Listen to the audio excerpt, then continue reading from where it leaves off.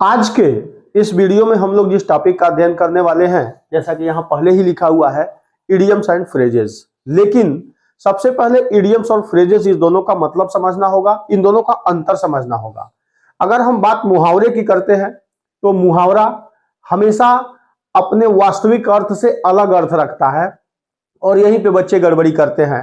जो टॉपिक में ऑप्शन में दिया रहता है उससे मिलता जुलता एक ऑप्शन तो टिक कर देता है, लेकिन उससे जो अलग दूसरा ऑप्शन दिया रहता है उसमें से उसकी रियल मीनिंग होती है। इस वजह से सबसे पहले आप ये समझिए कि मुहावरा क्या है और लोकोक्ति क्या है। एक बात याद रखिएगा कि मुहावरा हमेशा वाक्यांश होता है, जबकि लोकोक्ति संपूर्ण वाक्य होता है। लोकोक्ति एक प्रचलित उक्ति होती है, जैसे कोई एक ऐसी बात कह दिया जाए जो सभी को पता हो। एग्जाम्पल के रूप में, नाच न आवे आंगन टेढ़ा, ये अपने आप में लोकोक्ति है और ये समझ में भी आ जाता है, पहली ही बार में समझ में आ जाता है।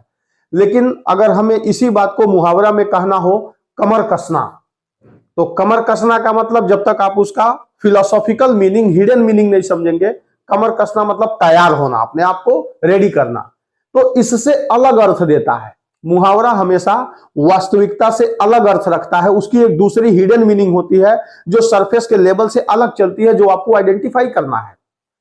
चूंकि अंग्रेजी में इडियम्स एंड फ्रेजेस इसलिए और ज्यादा महत्वपूर्ण हो जाता है क्योंकि हिंदी है तो हम समझ गए नाच ना आवे आंगन टेढ़ा, लेकिन अगर इसी को अंग्रेजी में दे दिया जाए, एप्पल ऑफ डिस्कार्ड बिटवीन चॉपडिस एंड स्केला, तो कुछ नया सा अर्थ आना शुरू हो जाता है।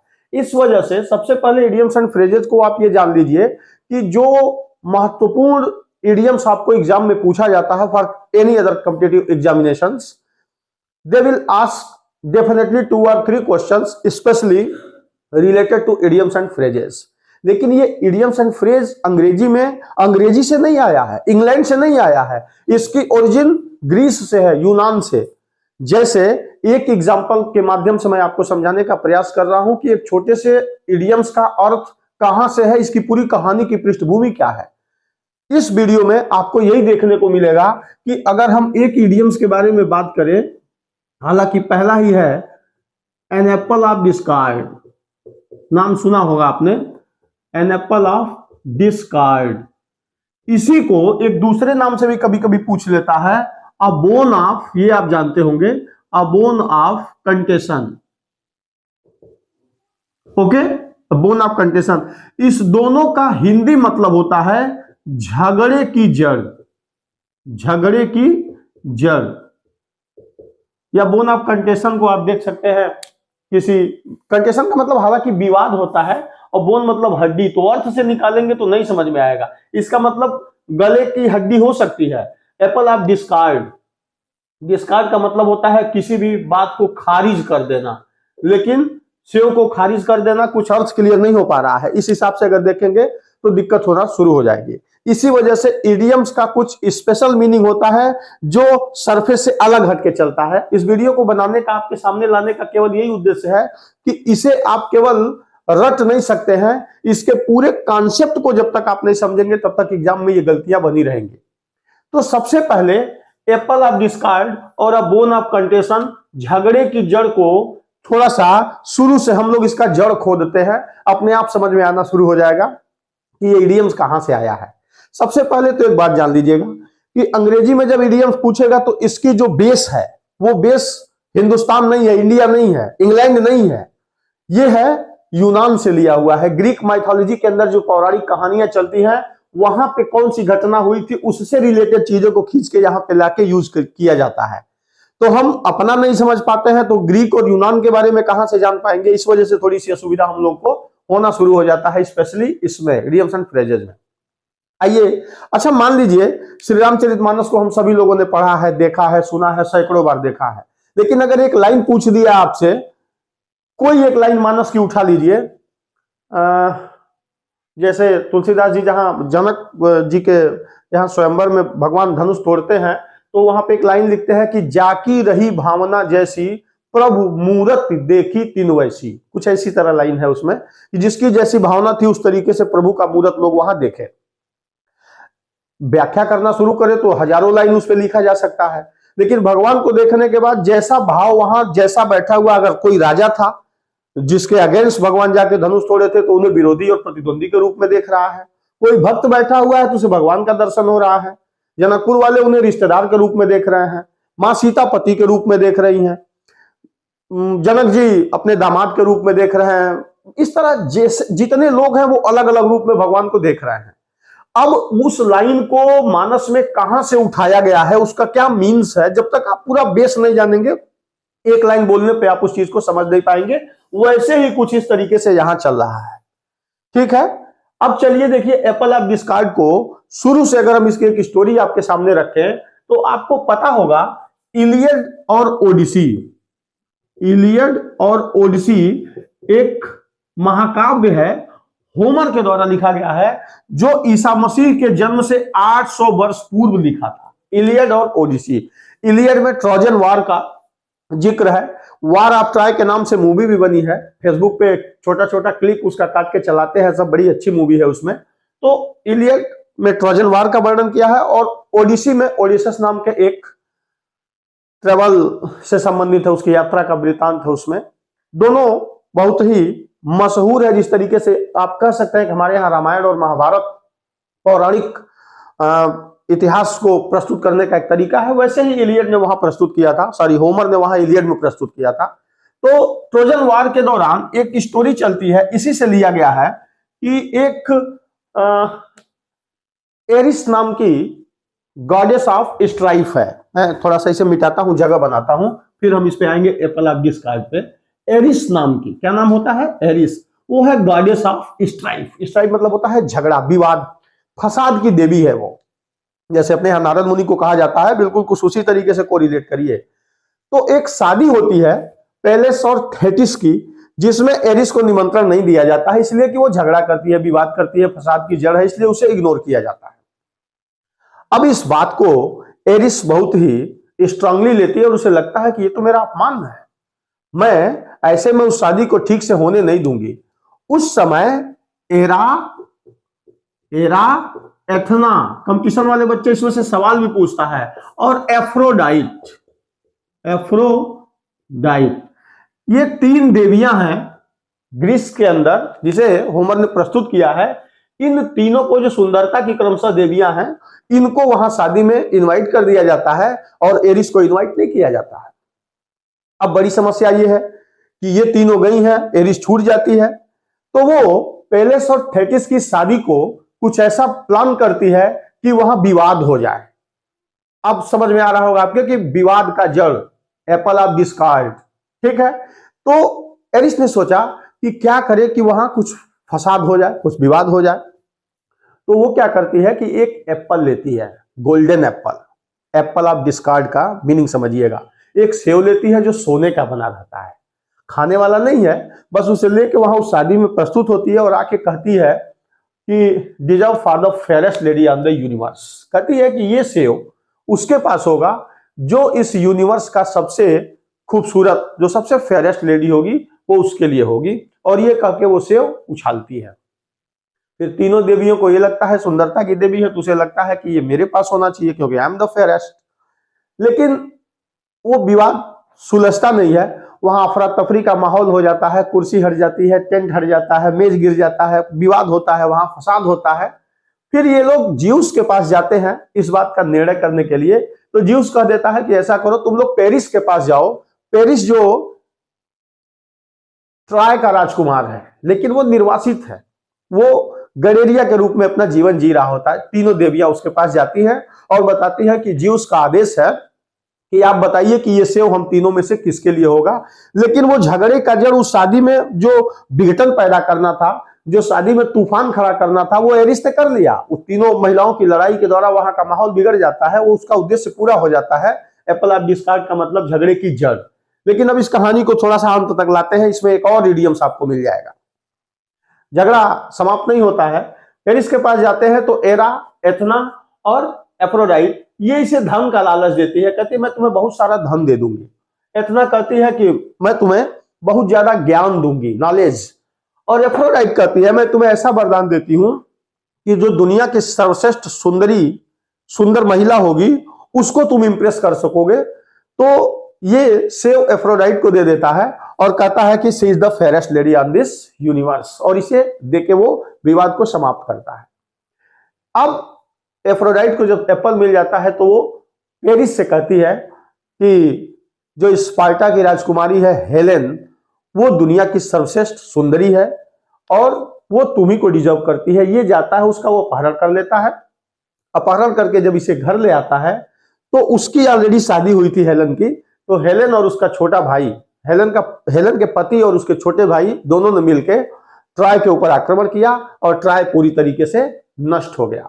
खैर, एप्पल ऑफ डिस्कार्ड की कहानी इतने सारे कैरेक्टर्स को लेने के बाद होमर के वर्क इलियड से इंस्पायर है, इससे लिया गया है। इस वजह से जब आप समझेंगे कि एप्पल ऑफ डिस्कार्ड या बोन ऑफ कंटेशन को जब आप समझेंगे कि ये फसाद का जड़ है, जैसे अगर हम कह दें कि कश्मीर इज या पीओके, पाक occupied Kashmir is Apple of discard for India and Pakistan, दोनों के लिए फसाद की जड़ बनी हुई है। लेकिन इसकी एक स्टोरी चलेगी, एक पैरेलल कहानी चलेगी, जिसका मतलब आपको समझना होगा। जब कभी भी ये कंपटीशन में पूछेगा आपको खट से याद आ जाएगा पूरी स्टोरी, और इसके आधार पे आप इसका एक्सप्लेनेशन कर सकते हैं। अभी इसी में एक दूसरा है, इसीलिए मैंने इस कहानी को कंटिन्यू कर दिया, मुझे पता था कि इसी में एक और मिलेगा। होमर के द्वारा एक तो हो गया पहला एप्पल ऑफ डिस्कार्ड, इसे आप कर सकते हैं आसानी के साथ। दूसरा है इसी में एकिलीज हिल। एकिलीज हिल, ध्यान दीजिएगा, इसका मतलब होता है वीकेस्ट पॉइंट। क्या होता है? Weakest point.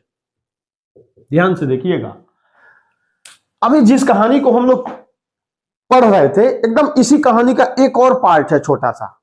जब ट्राय के ऊपर आक्रमण होता है स्पार्टा के लोगों के द्वारा, तो बहुत सारे योद्धा दुनिया भर से बुलाए जाते हैं, उसी में एकिलीज भी बुलाया जाता है। और एकिलीज दुनिया का ऐसा योद्धा था जो अजेय था, जिसके बारे में कहा जाता है कि वो कभी हारने वाला जंग लड़ता ही नहीं था। तो एकिलीज, यही एकिलीज है जो शुरुआत में हमने कहा था कि पेलेस और थेटिस की शादी हुई थी, उसी का ये बेटा था एकिलीज। अब ये आता है ट्राय के खिलाफ युद्ध करने के लिए स्पार्टा की तरफ से।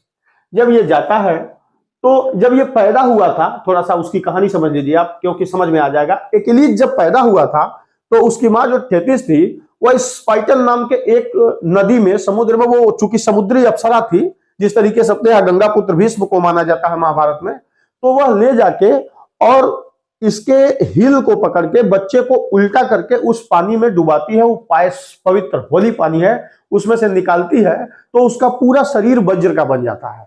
उसके ऊपर किसी भी हथियार का कोई प्रयोग आप संभव ही नहीं है, वो समझिए कि एकदम अजर अमर अविनाशी है।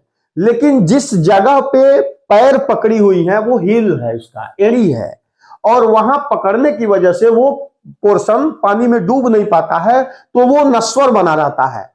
ठीक, अब आगे जब युद्ध होता है, स्पार्टा की तरफ से बहुत सारे युद्ध लड़े जाते हैं, एकिलीज हमेशा अजय है, लेकिन अंत में जब एक तीर लगता है तो एकिलीज के हिल में लगता है। उसी इलियड की कहानी में ट्रोजन वार के युद्ध में होमर ने इसे भी प्रस्तुत किया है, और इसी के वजह से इसकी मृत्यु हो जाती है। ठीक, तो एकिलीज हिल भी वहीं से लाया गया है। एकिलीज हिल का मतलब एकिलीज की एड़ी नहीं, क्या? Weakest point. और वीकेस्ट पॉइंट क्यों हो गया? क्योंकि जब उसकी मां उसे उस स्पाइटन नाम के नदी में जब उसे डुबाई है, तो बाकी शरीर तो वज्र का हो गया है, लेकिन चूंकि हिल को पकड़ी हुई थी इसलिए वो पानी स्पर्श नहीं कर पाया, वो वीकेस्ट का वीकेस्ट पॉइंट ही रह गया। महाभारत काल में जब सारे योद्धा मार दिए जाते हैं दुर्योधन के तरफ से, तो उसकी मां गांधारी बुलाती है, वो आंख पे पट्टी बांधे रहती है और कहती है, बेटा तुम नदी में स्नान करके मेरे सामने आओ, गंगा जी में स्नान करके, और मैं तुम्हें न्यूड, बिना कपड़ों के तुम्हें देखूंगी, जिससे तुम्हारा पूरा शरीर वज्र का बन जाएगा। जब वो नहा के वापस आ रहा होता है माँ के पास, तो भगवान रास्ते में मिलते हैं, श्री कृष्ण भगवान, और कहते हैं कि तुम मूर्ख तो हो नहीं, बच्चे तो हो नहीं, आप पूरी तरीके से अपने यौवन को प्राप्त कर चुके हो, वयस्क बन चुके हो, इस रूप में माँ के सामने कैसे जाओगे? तो उसे सजेस्ट करते हैं, और वहीं पे छाल या केले का पत्ता कुछ था, उसको लपेट देते हैं उसके जंघे के ऊपर। तो जब गांधारी आंख खोलती है तो इसको देखती है सामने, तो इसका पूरा शरीर तो वज्र का हो जाता है, लेकिन पत्ते की वजह से जंघा जो है वो नश्वर बना हुआ है। और यही वजह है कि जब युद्ध होता है तो भीम जी केवल जंघा तोड़ते हैं, हालांकि कमर के नीचे गदा युद्ध में, द्वंद्व युद्ध में कमर के नीचे मारना फाउल है, लेकिन चूंकि प्रण किए थे और वही ऐसा पोर्शन भगवान की वजह से बचा हुआ था, इसलिए मजबूरी थी वहां पे अटैक करना और वहां पे उसकी डेथ होती है। बिल्कुल कुछ इसी तरीके की कहानी यहां भी चल रही है। तो एप्पल ऑफ डिस्कार्ड का मतलब क्या हो जाएगा? एप्पल ऑफ डिस्कार्ड या बोन ऑफ कंटेंशन, दोनों का मतलब हो जाएगा झगड़े की जड़। झगड़े की जड़ कौन थी? एरिस। ठीक है, आप वहां से निकाल लीजिएगा, उसका मतलब समझ में आ जाएगा। अब कह रहा है एक्किलीज हिल। एक्किलीज हिल का मतलब क्या हो जाएगा? Weakest point. ठीक है, आप किसी के लिए यूज कर सकते हैं वीकेस्ट पॉइंट कैसा, जैसे मान लीजिए है कि for Naman alcohol is Achilles heel, उसके लिए अल्कोहल या कुछ भी जो है कमजोर कड़ी है, वीकेस्ट पॉइंट है।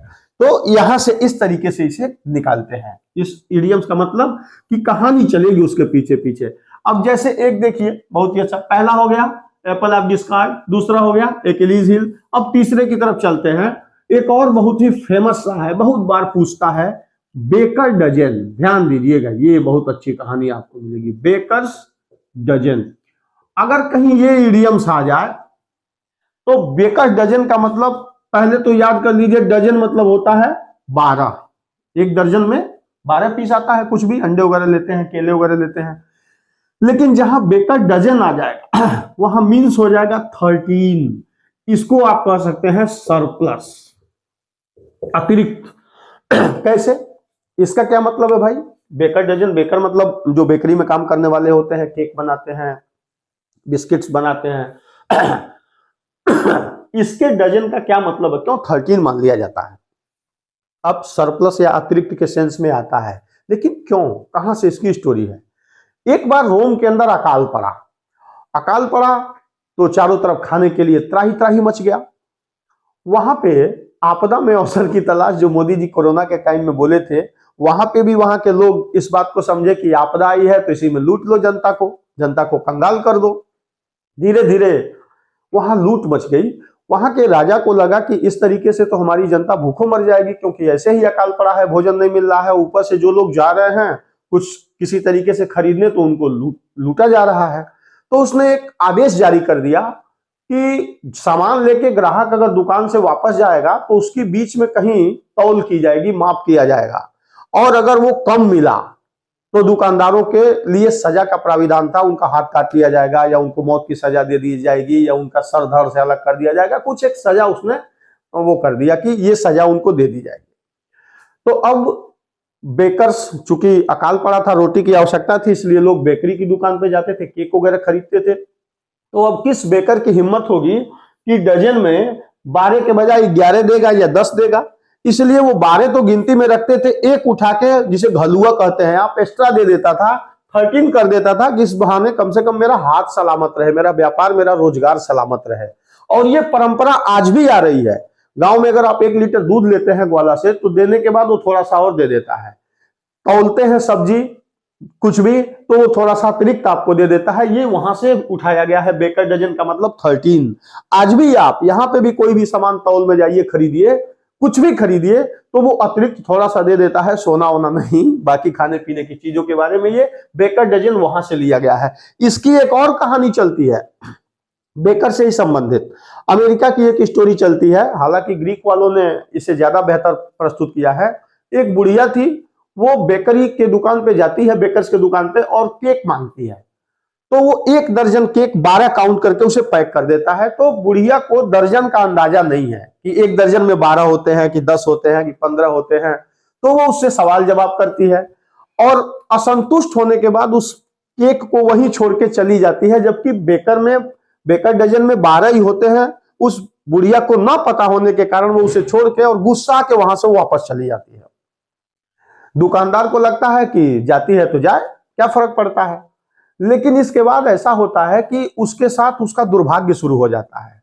उसके हर्थ में, उसके चूल्हे में आग लग जाती है, जले हुए केक निकलते हैं, कुछ इस तरीके से आपदा आ जाती है, नेचुरल कैलामिटीज टाइप की। तो वो बेचारा परेशान सा रहने लगता है। अचानक उसे रात में सोते समय याद आया कि वो बुढ़िया आई थी, उसी की वजह से तो नहीं है, कहीं उसके श्राप की वजह से तो नहीं है। वो बहुत परेशान रहा करता था। तब तक बुढ़िया 2-3-4 दिन के बाद फिर आ जाती है। अब की बार जब वो आती है तो इस बार भी उसके सामने ये देखता है कि ये वही बुढ़िया है जिसकी वजह से मेरा इतना सारा बर्बाद हो गया, नुकसान हो गया। तो अपने शटर को, अपने चैनल को गिरा देता है और इसे फिर से वापस भेज देता है, नहीं देता है। इसके बाद उसका दुर्भाग्य दूना बढ़ जाता है, फिर समस्या शुरू हो जाती है। फिर जब तीसरी बार वो आती है तो उसे देता है 12 के बाद वो अतिरिक्त भी देता है, सरप्लस देता है। तो एक कहानी ये भी चलती है, लेकिन हमें इस कहानी से केवल इतना लेना है कि अगर मामला बेकर डजन का आया तो ऑप्शन में अगर 13 है तो 13 करेंगे, या सरप्लस है तो सरप्लस कर देंगे। और एक बात आप भी ये जान जाएंगे कि ग्वाला से 1 लीटर दूध लेने के बाद वो अतिरिक्त थोड़ा सा क्यों दे देता है, आलू 1 किलो तौल लेने के बाद वो दूध ठोलक से आपके झोले में क्यों डाल देता है, इसके पीछे ये स्टोरी है। इसके बाद अगला, अब तो 3 हो गए, चलिए देखिए। इसमें मैं केवल इस वजह से इस वीडियो को बनाया हूं ताकि आप ये देख पाए कि इसमें ये इडियम्स निकाल कहां से रहे हैं, कहां से आ रहा है। डेमोक्लीज स्वार्ड है, ये देखिएगा। डेमोक्लीज नाम का एक व्यक्ति है, ये रोम के अंदर से एक कहानी है। इसका क्या मतलब है? पहला जो है बोन ऑफ कंटेशन, आप समझ गए, विवाद या फसाद की जड़। दूसरा है एक्लीज हिल, वीकेस्ट पॉइंट। तीसरा क्या था अभी हम लोग जो पढ़े हैं, तीसरा पढ़े हैं बेकर्स डजन, अतिरिक्त या 13। और चौथा आ गया डेमोक्लीज स्वार्ड। इसका मतलब होता है कांस्टेंट थ्रेट, धमकी, या लगातार, नोट कर लीजिएगा, लगातार डर का माहौल, लगातार डर का माहौल, कुछ इस तरीके से हो जो हमेशा आदमी डर के माहौल में रहे। कैसे, इस प्रोवर्ब का क्या मतलब है, इसकी स्टोरी क्या है, कहां से आई है, चलिए देखते हैं। डेमोक्लीज स्वार्ड में आपको एक स्टोरी मिलेगी। सिसिली नाम के एक शहर का एक राजा था, डायोनिसियस द्वितीय। वह बहुत ही क्रूर था, बड़ी आताताई था, अकूत संपत्ति उसने जमा कर लिया था। लेकिन बड़ी समस्या ये थी, जितनी संपत्ति वो प्राप्त किया था उतना ही उसके दुश्मन बन चुके थे। अब वह इतना डरता था अपने जीवन को लेके, अपने मौत से, कि अपने महल को एक गहरी खाई खुदवा के उसके नीचे अपना महल बनवाया था, उसमें वो रहता था, अकेला रहता था। और इवन वो इतना डरता था कि अगर शेविंग कराना होता था, दाढ़ी बनवाना हो, बाल कटवाना हो, तो वो किसी नाई को नहीं बुलाता था कि मेरे गर्दन पे चाकू नहीं चलेगा, डरता था। अपनी बेटियों को बुलाता था, उनके ऊपर विश्वास करता था, उनसे बाल कटवाता था, उनसे दाढ़ी बनवाता था, अपने जीवन को लेकर बड़ा संजीदा था। तो ये देखने का प्रयास कर रहा था कि किस तरीके से हम अपने दुश्मनों से बचें, किस तरीके से अपने जीवन को खुशनुमा तरीके से जिए। लेकिन ऊंचे पद पे बैठने के कारण, राजा होने के कारण, वो लगातार डर के माहौल में रहता था और ये किसी से कहता नहीं था। वहीं पे डेमोक्लीज नाम का एक यूं कह लीजिए चापलूस था, वो आया और एक दिन उसकी खुशामद करना शुरू कर दिया कि राजा साहब आपका क्या है, क्या लाइफ स्टाइल है, क्या जीवन है, कैसे जीते हैं, खाना पीना, ये उसका जीवन वैभवपूर्ण था। ये बात डायोनिसियस द्वितीय को बुरा लगा और उसने कहा, अच्छा बेटा तुम्हें मेरा जीवन अच्छा लगता है। तो इसे क्या किया, वो अपने सिंहासन पे बैठा दिया, कहा चलो एक दिन के तुम राजा बन जाओ। जैसे नायक पिक्चर में अनिल कपूर साहब को एक दिन का सीएम बनाया जाता है, वैसे इसे राजा बना के बैठा दिया। लेकिन वास्तविक स्थिति उस राजा की कैसी थी ये बताने के लिए उसने एक छोटा सा प्रयोग किया। अपना जो स्वार्ड था, अपना जो तलवार था, वह घोड़े के बाल को उखाड़ के उससे बांध के और राजा के सर के ऊपर टांग दिया, ऊपर छत से, और यहां नीचे रख दिया खाने पीने की सारी सामान, मिठाई, रसगुल्ला, खाना पीना सब कुछ। जब तक ये एंजॉय कर रहे थे, लोग इनकी खुशामद कर रहे, तब तक खुश थे। अचानक इनकी नजर ऊपर पड़ी और देखा कि ये तो उसका स्वार्ड मेरे सर के ऊपर लटक रहा है, वो भी किसके भरोसे, बाल के भरोसे। अगर वो बाल टूटा तो सीधा मेरे सर पे गिरेगा, खेल खत्म हो जाएगा। इस बात को यहां से उठाया है कि कांस्टेंट थ्रेट, लगातार भय का माहौल। अब नीचे खाने पीने का सारा सामान है, आपसे खाया जाएगा क्या? वो चीज आप पसंद आएगी? नहीं आएगी। इस वजह से यहां से एक प्रोवर्ब उठाया है, कांस्टेंट थ्रेट, लगातार डर का माहौल। इस तरीके से आपको ये चौथा मिल गया। एक और आप इसमें देख सकते हैं, bell the cat. Bell the cat, ये तो आप जानते होंगे, इसकी कहानी बहुत ही आसान है। इसमें होता है टू लीड इन डेंजर, इसका मतलब होगा, एग्जाम में ऐसे आएगा, टू लीड इन डेंजर, खतरे में, विपत्ति आने पे कौन सा व्यक्ति है जो आगे आएगा। खतरे में कौन सा व्यक्ति, जैसे एक कहानी आपने सुना होगा, कई बार सुना होगा, अपने यहाँ भी बहुत सारी कहानियां हैं कि एक बार सारे चूहे मीटिंग किए कि बिल्ली अगर आ रही है तो हम चूहों में से किसी एक को उठा ले जा रही है। तो इस मीटिंग का ये उद्देश्य रखा गया कि कुछ ऐसा किया जाए कि बिल्ली जब आए तो हमें उसके आने का आहट पता चल जाए।